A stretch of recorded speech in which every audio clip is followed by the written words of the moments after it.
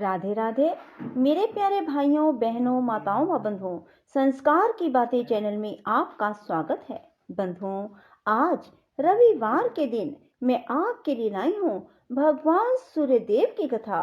बंधुओं, रविवार के दिन भगवान सूर्यदेव की कथा को सुनने मात्र से आपको यश की प्राप्ति होगी। आपको हर क्षेत्र में मान सम्मान मिलेगा, आपके व्यापार में उन्नति होगी और आपको नौकरी नहीं मिल पा रही है तो आपको नौकरी अवश्य मिलेगी। बंधुओं, रविवार को भगवान सूर्य को तांबे के लोटे में जल भरकर अर्घ जरूर दें। बंधुओं, यदि आपने हमारे चैनल को अब तक सब्सक्राइब नहीं किया तो जरूर करें और बेल आइकन दबाना ना भूलें ताकि आपको हमारी आने वाली सभी वीडियोस की जानकारी सबसे पहले हो सके।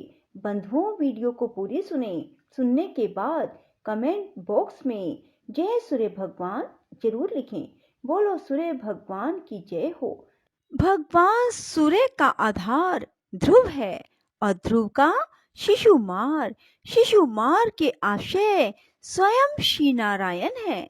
उस शिशुमार के हृदय में श्री नारायण स्थित है, जो समस्त प्राणियों के पालन करता और आदिभूत सनातन पुरुष हैं। श्री पार्षद जी बोले, आरोह और अवरोह के द्वारा सूर्य की एक वर्ष में जितनी गति है, उस संपूर्ण मार्ग की दोनों काष्ठाओं का अंतर 180 मंडल है।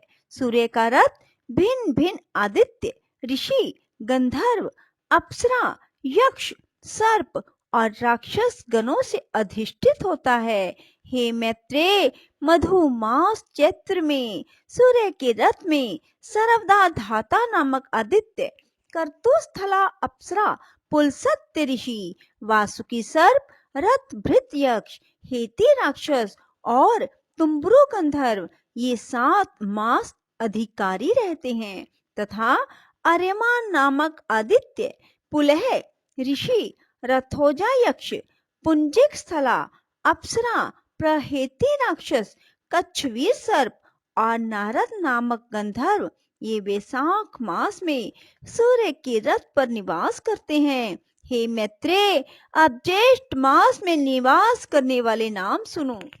उस समय मित्र नामक आदित्य, अत्रि ऋषि, तक्षक सर्प, पौरुषेय राक्षस, मेनका अप्सरा, हाहा गंधर्व और रथ स्वन नामक यक्ष ये उस रथ में वास करते हैं तथा आषाढ़ मास में वरुण नामक आदित्य, वशिष्ठ ऋषि, नाग सर्प, सहजन्य अप्सरा, हुहु गंधर्व, रक्ष राक्षस और रथ चित्र नामक यक्ष उसमें रहते हैं। श्रावण मास में इंद्र नामक आदित्य, विश्वा वसु गंधर्व, स्तोत्र यक्ष, एलापुत्र सर्प, अंगिरा ऋषि, प्रमलोचा अप्सरा और सर्पी नामक राक्षस सूर्य के रथ में बसते हैं तथा भाद्रपद में विवस्वान नामक आदित्य, उग्रसेन गंधर्व, भृगु ऋषि, आपूरन यक्ष, अनुलोचा अप्सरा, नागसर्प, सहजन्य अप्सरा, हुहु गंधर्व,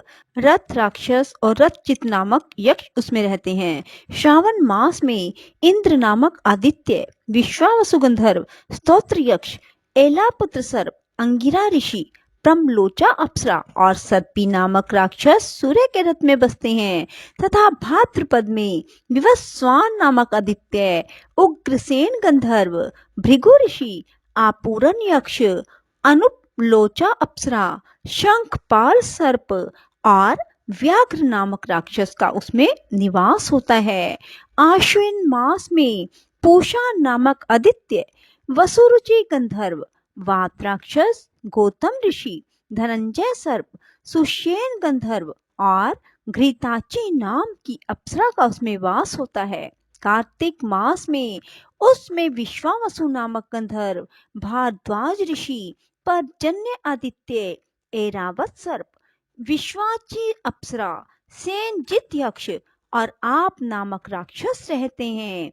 मार्ग शीर्ष के अधिकारी अंश नामक आदित्य, कश्यप ऋषि, ताक्षरे यक्ष, महापदम सर्प, उर्वशी अप्सरा, चित्रसेन गंधर्व और विद्युत नामक राक्षस हैं। हे विप्रवर, पौष मास में कर्तु ऋषि, भग आदित्य, उर्नायु गंधर्व, सफोज राक्षस, करकोटक सर्प, अरिष्ट नेमी यक्ष, पूर्वचिति अप्सरा जगत को प्रकाशित करने के लिए सूर्य मंडल में रहते हैं। हे मैत्रेय, त्वष्टा नामक आदित्य, जमद अग्नि ऋषि, कंबल सर्प, तिलोत्मा अप्सरा, ब्रह्मोपेत राक्षस, क्षितिज यक्ष और धृतराष्ट्र गंधर्व, ये 7 माघ मास में भास्कर मंडल में रहते हैं। अब जो फागुन मास में सूर्य के रथ में रहते हैं, उनके नाम सुनो। हे महामुने, वे विष्णु नामक आदित्य, अश्वतर सर्प, रंभा अप्सरा, सूर्यवर्चा गंधर्व, सत्यजित यक्ष, विश्वामित्र ऋषि, यज्ञोपेत नामक राक्षस हैं। हे ब्रह्मन, इस प्रकार विष्णु भगवान की शक्ति से तेजोमय हुए ये 7 गण एक एक मास तक सूर्य मंडल में रहते हैं। मुनिगण सूर्य की स्तुति करते हैं, गंधर्व सम्मुख रहकर उनका यशोगान करते हैं, अप्सराएं नृत्य करती हैं, राक्षस रथ के पीछे चलते हैं, सर्प वहन के अनुकूल रथ को सुसज्जित करते हैं और यक्षगण रथ की बागडोर संभालते हैं तथा नित्य सेवक बाल खिल्ले आदि इसे सब ओर से घेरे रहते हैं। हे मुनि सत्तम, सूर्य मंडल के 7 गण ही अपने अपने समय पर उपस्थित होकर शीत, ग्रीष्म और वर्षा आदि के कारण होते हैं।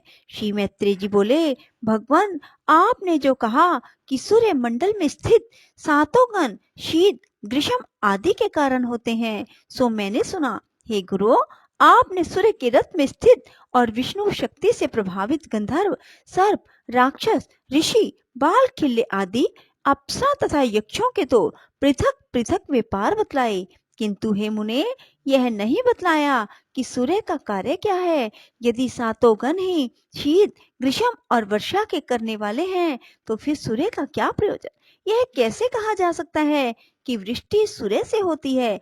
यदि 7 गणों का यह वृष्टि आदि कार्य समान है, तो सूर्य उदय हुआ, अब मध्य में है, अब अस्त होता है, ऐसा लोग क्यों कहते हैं। हे मैत्रेय, जो कुछ तुमने पूछा है उसका उत्तर सुनो। सूर्य 7 गणों में से ही एक है, तथापि उनमें प्रधान होने से उनकी विशेषता है। भगवान विष्णु की जो सर्वशक्तिमयी ऋक, यजु, साम नाम की पराशक्ति है, वह वेद त्रयी ही सूर्य को ताप प्रदान करती है और संसार के समस्त पापों को नष्ट कर देती है। हे द्विज, जगत की स्थिति और पालन के लिए ऋक, यजु और साम रूप विष्णु सूर्य के भीतर निवास करते हैं। प्रत्येक मास में जो जो सूर्य उदय होता है, उसी उसी में वह वेद त्रयी स्वरूपिणी विष्णु की पराशक्ति निवास करती है। पूर्वाहन में ऋक, मध्याह्न में बृहद धनतर आदि यजु तथा सायंकाल में साम श्रुतियां सूर्य की स्तुति करती हैं। यह ऋक, यजु, साम रूपनी वेद त्रयी भगवान विष्णु का अंश है। यह विष्णु शक्ति सर्वदा आदित्य में रहती है। यह त्रयीमयी वैष्णवी शक्ति केवल सूर्य की अधिष्ठात्री है। बलिक, ब्रह्मा, विष्णु, महादेव भी त्रयीमय हैं। सर्ग के आदि में ब्रह्मा श्रृंगमय है, उनकी स्थिति के समय विष्णु यजुर्मय, अंत काल में रुद्र साममय है। इसलिए सामगान की ध्वनि अपवित्र मानी गई है। इस प्रकार वह त्रयीमयी सात्विकी वैष्णवी शक्ति अपने 7 गणों में आदित्य आदि में स्थित है।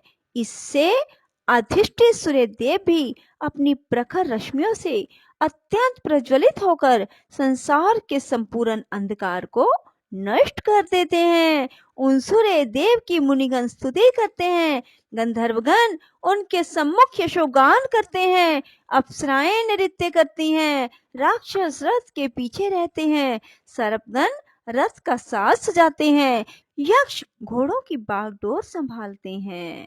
हे द्विज, दिन और रात्रि के कारण स्वरूप भगवान सूर्य पितृगण, देवगण, मनुष्य आदि को सदा तृप्त करके घूमते रहते हैं।